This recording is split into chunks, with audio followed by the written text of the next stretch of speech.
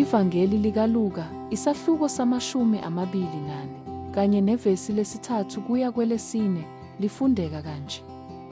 Kuthe bengena, abasifumananga isidumbu seNkosi uJesu.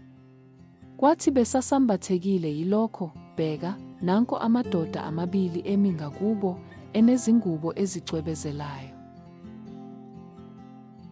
Siyakwamukela kumnikelo. Lokho abesifazane ababelindele ukukuthola ngalolo suku ekuseni, kwakuyithuna elivaliwe kanye nesidumbu esingaphili. Abakuthola esikhundleni salokho kwakuyithuna elingenalutho, kanye nesiqalo sayo yonke into. Abesifazane abeza ethuneni ekuseni ngalolo suku babegcwele uthando, usizi, nokungaqiniseki. Bephethe izinongo ukuze badumise uJesu, bafika benemibuzo. Ubani ozosusa itshe? Sizongena kanjani ngaphakathi? Kodwa uNkulunkulu wayesevele ehambile phambi kwabo. Bathola itshe seliginqiwe. Umzimba ungekho. Futhi amadoda amabili, izingelosi, embethe izingubo ezibenyezelayo ezimemezela lezi zindaba. Akekho lapha. Usevukile. Ukudideka kwabo kusikhumbuza ukuthi kukangaki nathi. Nathi silindele ukuthola uNkulunkulu evalelwe ekuqondeni kwethu okulinganiselwe, esagoqwe ngezingubo zokungcwaba. Kodwa uJesu akakwazi ukubanjwa ukufa noma ukungabaza.